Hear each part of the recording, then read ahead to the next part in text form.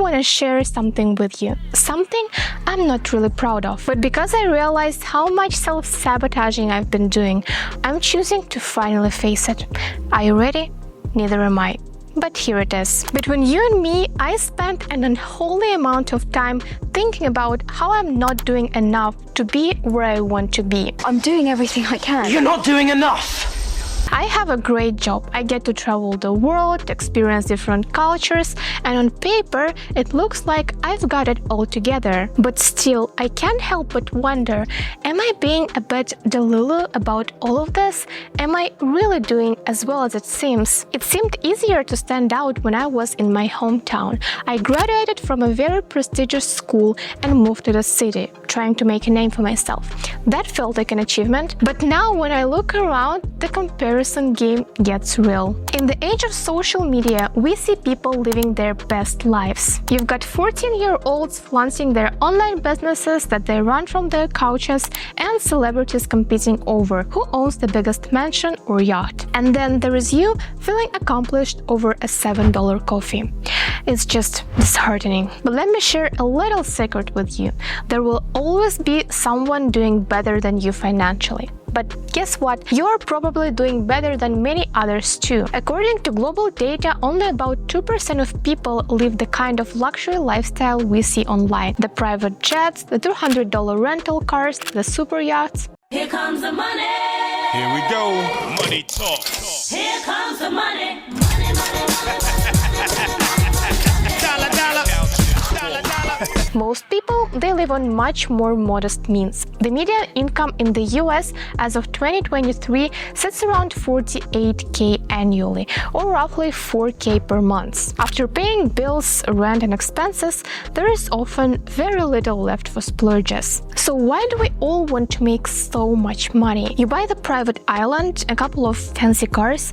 What happens next? Does it ever really end? Let me tell you a story that might help illustrate this. First off, I want to say that competition isn't the core of human nature, at least not in the way we've been conditioned to think. Yes, we can be competitive, but it's not our greatest strength. Our true strength lies in collaboration. As a species, we are not the biggest, strongest, or fastest in the animal kingdom, but we've always thrived because of our ability to come together and work collectively. That said, society often teaches us that life is one big competition, and this mindset has bled into how we view financial success. Let's take tennis, specifically Venus and Serena Williams, two of the greatest female tennis players in history. Venus and Serena have faced each other in 8 Grand Slam finals, with Serena winning 6 of them. On the surface, Venus may have lost to her sister, but she is still an incredible athlete, serving at a speed of 129 miles per hour,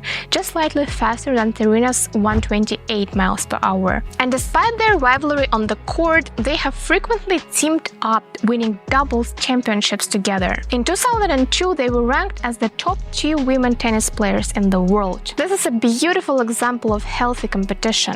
Yes, they competed against one another, but it didn't diminish the other's success. They both thrived, supporting each other along the way. Now think about it in a different context. Let's say your neighbor buys a brand new 2023 Ferrari. Suddenly, your 2022 Ferrari doesn't seem so impressive anymore, and you get the itch to upgrade, not because you need it, but because of the urge to compete. Welcome to the consumerism trap. It often leads to lifestyle inflation, where your spending keeps rising even though your actual happiness doesn't. The truth is, you could be flying first class, owning a yacht, and yet still feel less than someone else who has more.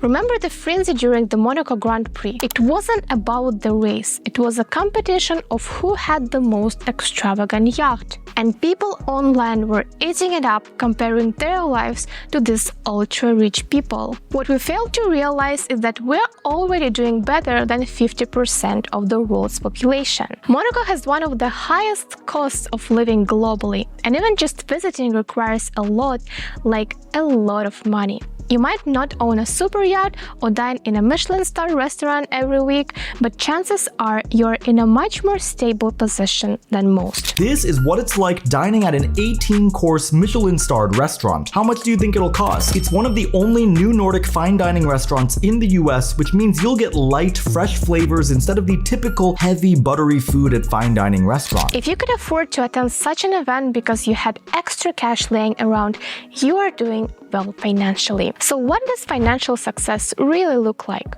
It's not always the flashy stuff. Sometimes it's the little things like having your bills on autopay, ensuring your savings account grows, even just a little, every month. Those are signs that you are doing well. Let's break it down to 5 key areas when you can audit your financial health: earnings, savings, investing, spending, and debt. Earnings. Are you earning enough for the work you're doing? Compare your income to industry standards and consider whether you're compensated fairly for your expertise. In 2024, the median household income in high-income countries sits between $40,000 and $75,000 per year. If you feel underpaid, it might be time to upskill, diversify, or pursue new opportunities. Savings. Experts suggest having at least 3 to 6 months worth of expenses saved. Globally, many people don't even have $1,000 set aside for emergencies. In America, the situation is worse than you think. According to CNBC, 44% of Americans can't pay an unexpected $1,000 expense from savings. To avoid becoming a statistic, start small but be consistent. Set aside a portion of your income monthly and automate it if you can. Over time, it adds up and brings a sense of security and peace of mind. Investing. Is your money working for you? Ideally, 15% of your income should go into investments, whether it's stocks, bonds, real estate, or retirement fund. Millennials and younger generations are increasingly investing, but over 50% of adults globally still don't have financial investments. Spending. Are you throwing money at things that don't bring you lasting satisfaction? Track your spending and make sure it aligns with your long-term goals. Many people in high-income countries fall victim to lifestyle inflation, spending more as their income increases, but not improving their financial security. Debt.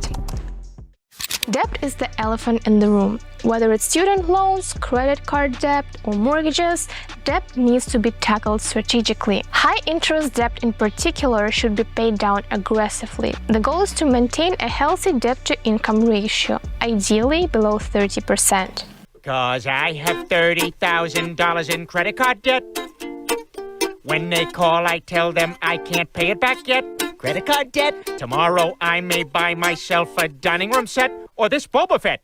Credit card debt, credit card debt, credit card debt. For me, automating my investments and savings was a game changer. It's one of the first signs that things were starting to turn around for me. The platform that helped me with this is Simple. They offer solid returns annually and are available globally, which means your money isn't just sitting there, depreciating from inflation like it would in a regular bank. It wasn't as big as buying a house or quitting my job, but it was progress. Progress that gave me the reassurance that I was moving in the right direction. So, are you doing well financially? If not, start by automating your savings, reviewing your earnings, and paying down debt bit by bit. If any of this resonates with you, I invite you to take a step forward. And you know what? Even if it doesn't always feel like it, you might already be doing better than you think. Sometimes all we need is a little help to recognize how far we've come and where we're heading. Remember that it's about consistency and recognizing those small victories, not overnight success. Also, if you like more tips on building financial stability or staying motivated, don't forget to like, subscribe, and hit the notification bell for more content like this. See ya!